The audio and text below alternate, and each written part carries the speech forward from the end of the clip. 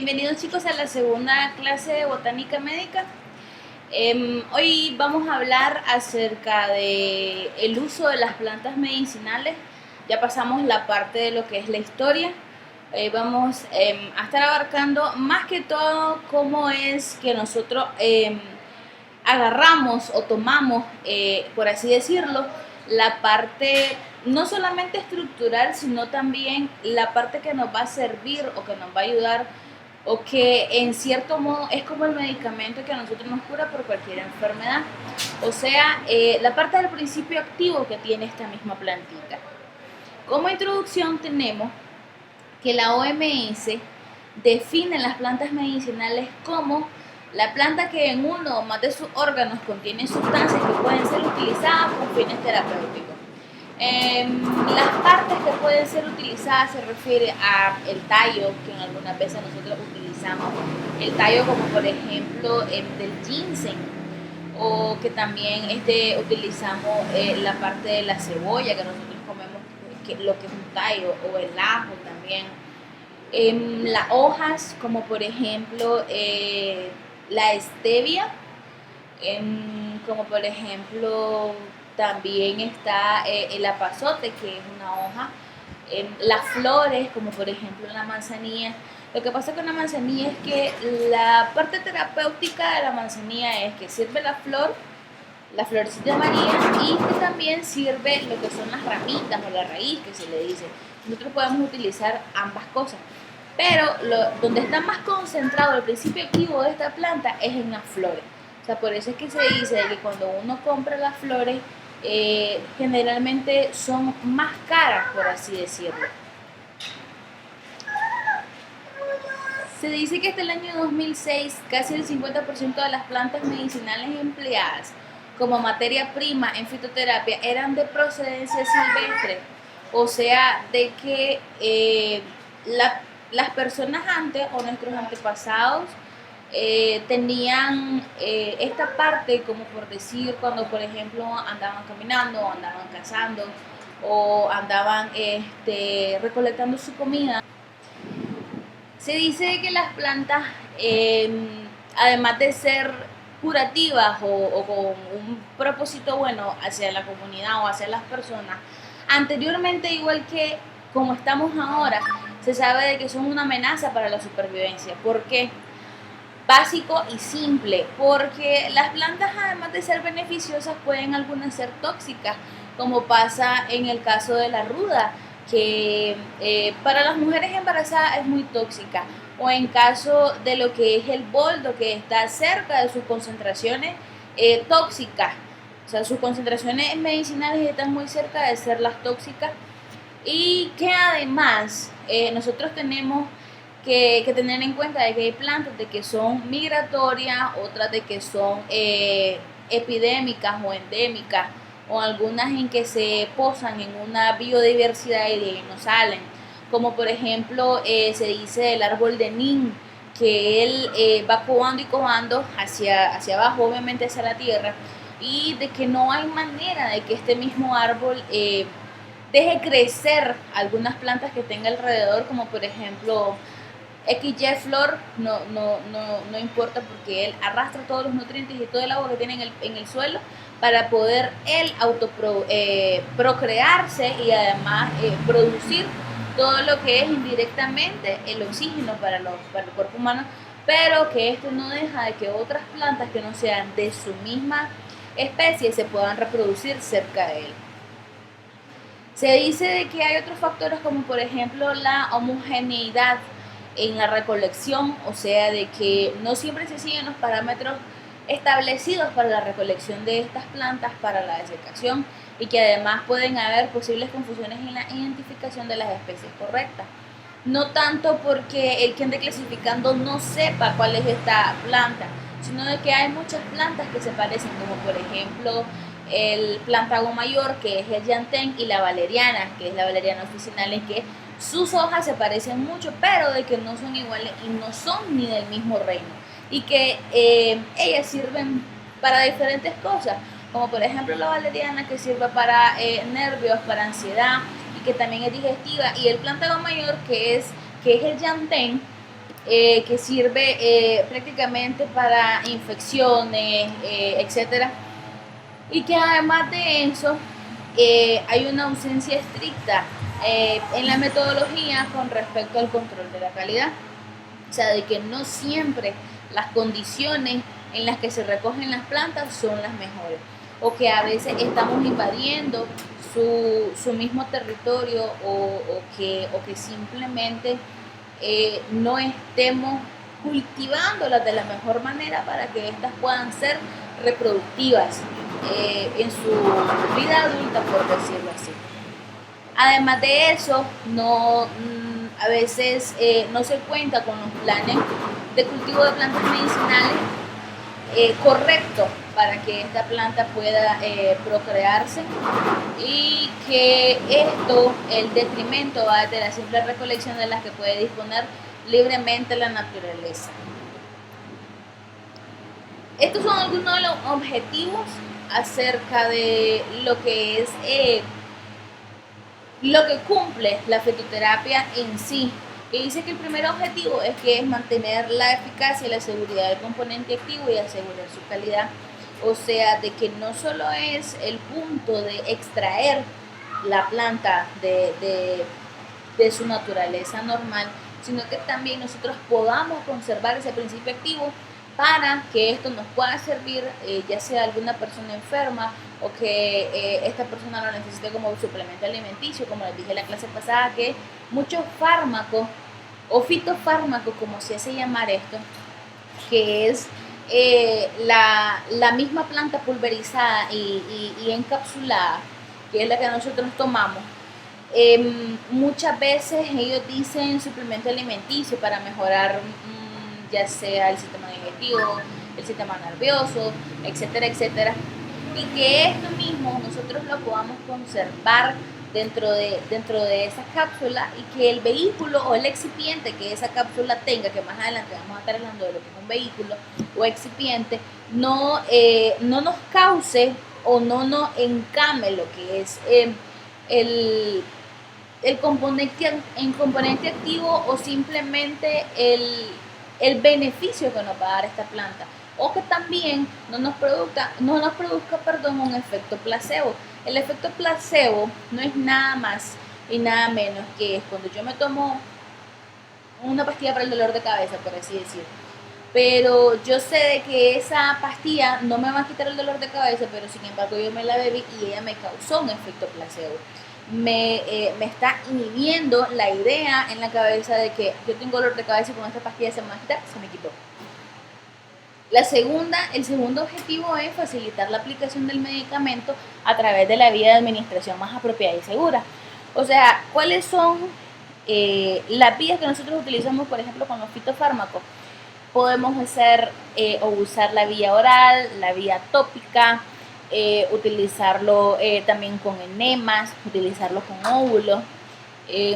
Un óvulo muy conocido básicamente es el óvulo de aloe vera, que es el que lo utilizan muchas mujeres así cuando tienen infecciones vaginales, o que hay resequedad vaginal, o que tenemos que también realizar alguna cicatrización de heridas o laceraciones, etcétera, etcétera. Así se utiliza el aloe.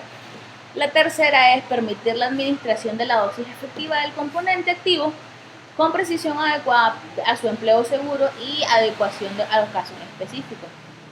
O sea que nosotros tenemos que tener en cuenta, muchachos, de que si la persona tiene una serie de síntomas causados por una enfermedad, nosotros no vamos a venir a aliviar los síntomas.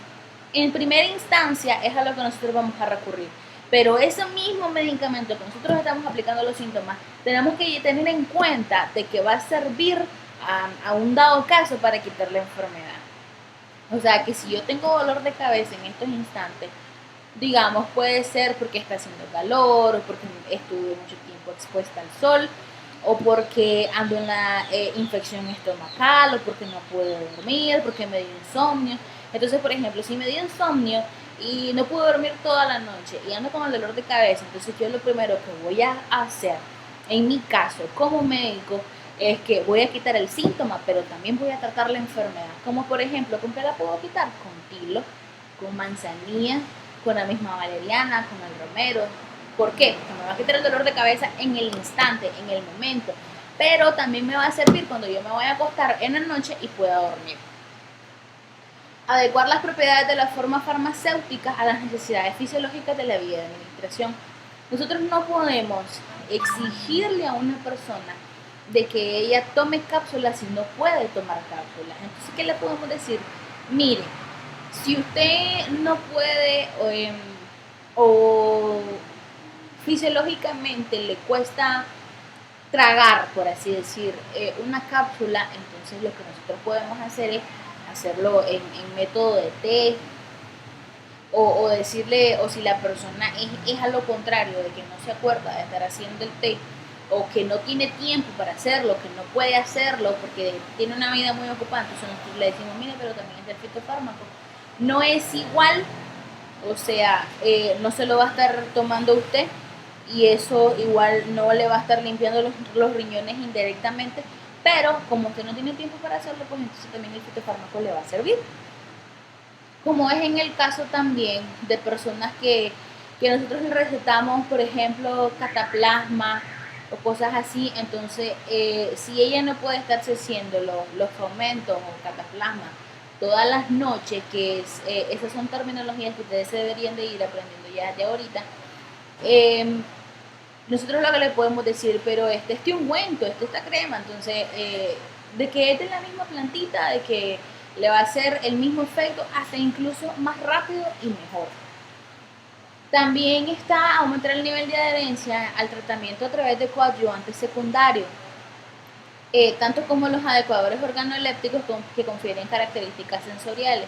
O sea, muchachos, que nosotros siempre vamos a darle, o no siempre aplica, perdón, pero siempre se le puede dar por ejemplo, un distractor, por decir así, a la persona, que le podemos agregar sabor a algunas tinturas, como por ejemplo la de ajo, que el olor y el sabor son bastante fuertes, pero de que realmente es excelente para las personas que son hipertensas, o para la tintura de cebolla, que es indicada para personas con asma, y es buenísima. Que nosotros le podamos cambiar el distractor gustativo u olfativo y también visuales, para que la persona se le haga mucho mejor el consumo y que a un dado caso no le dé asco, como por ejemplo. Que siempre sean aceptables para el producto y que no cambien la morfología del producto, o que no nos dañen esta misma concentración del principio activo de la planta. Después dice que la optimización de una formulación conteniendo extractos vegetales como principio activo reporta un estudio de excipientes como los usados en la compresión directa. O sea, ya estamos entrando aquí a lo que es la parte del principio activo, y es prácticamente la parte terapéutica de la planta. O sea, el principio activo, que es lo que me va a causar que si yo tengo una enfermedad me voy a curar. Y llegamos a la parte de que dice que cuáles son las partes curativas de la planta. Yo les hablé al inicio de la clase acerca de las partes y cuáles son la forma relativamente que utilizamos de las plantas. Y puede estar las raíces, como en la imagen, en el diagrama se miran o se observan, que son estas, o sea, prácticamente la parte que está por dentro de la tierra, que yo les daba ejemplos, que como por ejemplo utilizamos nosotros la raíz del ginseng, que es la que nosotros tenemos como principio activo, que también utilizamos algunas veces la corteza o el tronco, por decir así, como por ejemplo del giñocuavo, del hombre grande. El giñocuavo excelente para el depurador sanguíneo, para limpieza de la sangre, para algunas infecciones. Y lo que es el hombre grande, indicado para personas diabéticas con hipoglucemia, etc. También las hojas, como por ejemplo en el mango, el mangífera oleifera. Los frutos, nosotros consumimos bastante frutos, como por ejemplo bayas algunas veces o también algunas partes como por ejemplo el melón o la papaya, etcétera, pero que no todas las plantas se pueden usar sus partes, ya que algunas pueden ser tóxicas o inactivas. Como por ejemplo, muchachos, si a mí me dicen que lo que me sirve el eucalipto son las hojas, entonces yo no voy a ir a agarrar pedacitos obviamente del árbol, de la corteza del árbol, para hacerlas en infusión o en té, porque eso es una parte inactiva y que a lo mejor a largo plazo me va a hacer una intoxicación o que me va a provocar alguna toxicidad por parte del mismo árbol, que si yo sé, o si a mí me dijeron que lo que me sirve es la hoja, no me voy a ir a hacer el té prácticamente del tronco. Las formas de preparación, eh, dentro del folleto está prácticamente todo lo que son las formas de forma de preparación y su concepto. Y la más básica, o las dos más básicas que nosotros conocemos, al momento de hacer un té o algún compuesto acerca de plantas o así, puede ser en infusión, que la infusión no es más que poner a hervir el agua y posterior a que ésta haya hervido, agregar la planta, ya sea la corteza, ya sea, no, perdón, la corteza se tiene que cocer porque obviamente nosotros estamos echando pedacitos de palo y esto tiene que soltar todo lo que es la sustancia o el principio activo. Infusión como por ejemplo hojas que no necesitan ser hervidas. Y el cocimiento o decocción es que la planta necesita ser hervida, como lo que le decía a la corteza, como por ejemplo el hombre grande, que tiene que dejarse, que ella saque su principio activo por energía cinética, o sea, poner a que esta planta esté soltando todo lo que son sus sustancias morfológicamente activas o que nos van a servir en el organismo, pero que esta no se deje pasar de un tiempo. Como por ejemplo, si a mí me llega un paciente diabético, entonces yo le voy a mandar diabético y además de esto que es hipertenso y que además es muy nervioso. Entonces, por ejemplo, yo le mando el Rosmarinus officinalis, que es el romero, yo le mando el hombre grande y yo le mando, ¿qué otra planta le podemos mandar? Le mandamos menta para que esto vaya controlando. La menta piperita. Entonces, la menta lo que le va a causar es, por ejemplo, si él tiene problemas digestivos, además de la diabetes, le va a calmar. Si tiene problemas ansiosos, como por ejemplo el nerviosismo, esto también le va a calmar. El Rosmarinus officinalis, que es el romero, que es el que nos va a ayudar a contrarrestar lo que es la parte de la hipertensión. Y que además tenemos el hombre grande, que es la parte que va a actuar a raíz de la hiperglucemia, por ejemplo. Entonces, yo lo que le voy a decir a este personaje, entonces, en un litro de agua usted va a poner a hervir 3 rajitas o tres trocitos de la corteza del hombre grande. También le va a agregar 3 puñitos de romero. Lo que le alcancen estos 3 deditos, yo le voy a explicar al paciente, eso es lo que usted va a agregar en la infusión, en el cocimiento, perdón. Entonces, pongo a cocer o a hervir esta plantita con esa agua y yo le digo a la persona de 5 a 7 minutos. No deje pasar de 7 minutos o más porque el agua se puede poner de un color no agradable o el sabor se puede poner más fuerte, etcétera. Entonces usted tiene que estar viendo el cuidadito de ver que la planta no se pase del tiempo estipulado. Luego de eso, yo la dejo ahí y le agrego las 3 hojas de menta. De 3 a 5 hojas de menta es lo más que se le puede echar. Entonces, yo le digo, échale las 5 hojitas de menta y lo tapa. Después, cuando esto ya se haya puesto no frío, sino tibio, entonces usted viene, lo cola, lo pone en un recipiente de plástico y se lo pasa bebiendo durante todo el día. O toma de 3 a 4 tazas durante el día. Eso es la parte de cocimiento o infusión. Esta es la maceración que yo les dije, es pulverizar prácticamente la planta y agregarla en una cápsula, como por ejemplo las compresas calientes, que pueden ser solamente con agua caliente o que tengan el principio activo de una planta cocida en esa agua. El cataplasma también, como por ejemplo el cataplasma de arcilla verde o de arcilla blanca, que es excelente para quitar los dolores musculares.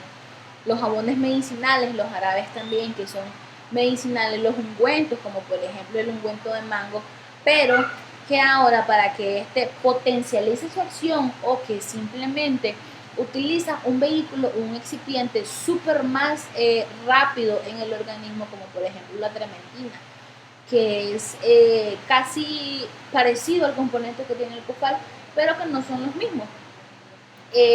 Aceites medicinales, como por ejemplo sacar el extracto de todo lo que son algunas,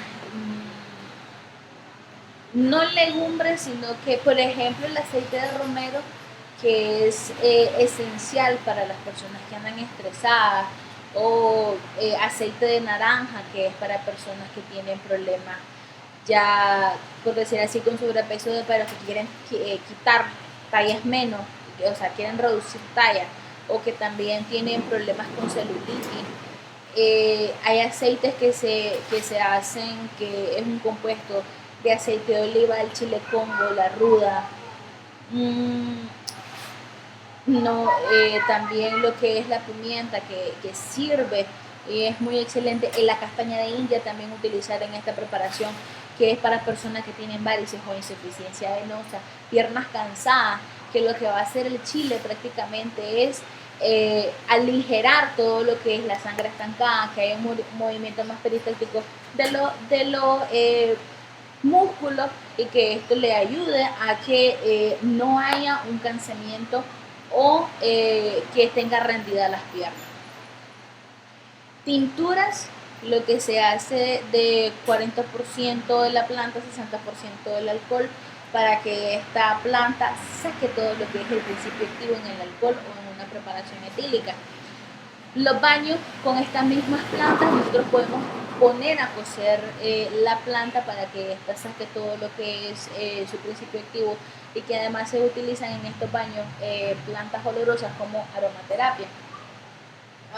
También los masajes con estos mismos aceites, o que solo se utiliza la digitopresión como en el shiatsu, pero que también podemos utilizar los mismos aceites medicinales extraídos del principio activo de la planta. Y las inhalaciones, como por ejemplo, si yo tengo una persona, digamos, con problemas bronquiales, yo le puedo poner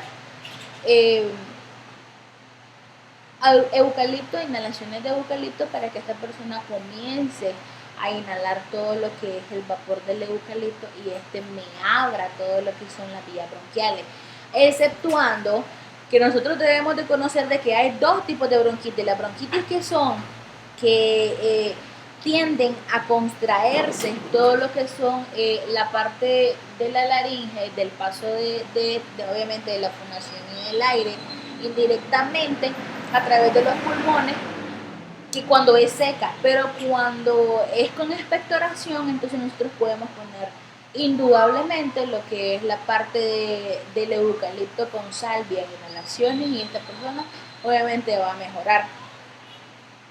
Con respecto a la dosificación y posología, tenemos que llevar en cuenta tres aspectos importantísimos. Número 1, la capacidad de respuesta del paciente. Número 2, la identificación del control de drogas, o sea, el principio activo de la planta, de que nosotros no estamos seguros de que esa planta es lo que nosotros queremos que sea, por decir así. Si nosotros creemos que es planta Gomayor o el Yantén, y que a la realidad de las cuentas es valeriana, entonces nosotros tenemos que llevar en cuenta que si esa es la droga que nosotros vamos a utilizar. Además de eso, que las personas se pueden volver adictas indirectamente a esta droga, porque le quitó el dolor y ella siente que está con dolor y con dolor y con dolor todo el día, la va a seguir utilizando. Y que también cómo actúa la fitoterapia en nuestro organismo. O sea, que si nos va a resultar, por decir así, un efecto bueno para el organismo, o que si nos va a causar un efecto placebo, o que si nos va a causar un efecto tóxico, porque muchas veces nosotros pensamos o decimos, pero si yo estudié toda esta parte, yo sé qué es lo que causa esta planta, yo sé cuál es su fisiología, cuál es su morfología, qué es lo que le va a dar a esta persona. O sea, que si a mi consulta me llega una persona con dolor de cabeza o con problemas gástricos, yo le voy a dar la parte de lo que es el aloe vera. Por lo que ha salido muy de moda ahorita todas las casas comerciales como la OmniLife, Herbalife, con los productos de lo que es el aloe vera. Pero muchas veces, muchachos, nosotros tenemos que llevar en cuenta que si nos sale una persona con gastritis, nosotros tenemos que determinar si es una gastritis ácida o es una gastritis alcalina. Porque si nosotros nos sale una persona con gastritis alcalina, nunca podemos administrarle lo que es una parte ácida, o sea, el aloe. El aloe, no, el aloe comercializado. El no comercializado que nosotros vamos a agarrar la parte de la plantita, nosotros, que por lo menos tenga 2 años de vida, que nosotros vamos a quitar lo que es la parte de la corteza, vamos a dejar que saque toda la baba de lo que es la parte de el principio activo, nosotros lo hacemos en un licuado y la tomamos. Esa sí nos va a servir porque nos va a recubrir todo lo que es la mucosa gástrica. Pero recuerden que todos estos productos comercializados o industrializados, ellos tienden a llevar conservadores. ¿Para qué? Porque ellos pasan bastante tiempo en el mercado y ellos necesitan conservarse, obviamente, para que su producto sea fijo en este mismo mercado. Y ya por último, les recuerdo de que vayan estudiándose la terminología que sale en el folleto, estudiensela, léanla, porque esas son prácticamente las palabras o el vocabulario que vamos a estar utilizando en esta clase y que es importante que nosotros sepamos. Hay alrededor de 60 más palabras que están en el folleto que ustedes se las deberían de ir leyendo. Además de que esa es la lista más actualizada que está, pero sin embargo han salido millones de palabras que se pueden utilizar, no solamente en fitoterapia, sino prácticamente en toda esta rama. Y como tarea tenemos investigar qué plantas se pueden cultivar en casa y para qué sirve cada una de ellas. Son alrededor de 23 o 25 plantitas que podemos cultivar en casa. Independientemente del clima en el que vivamos, esta plantita puede crecer y quiero que me digan que para qué sirve cada una de ellas. ¿Ok? Entonces, eso ha sido todo por hoy, chicos. Gracias.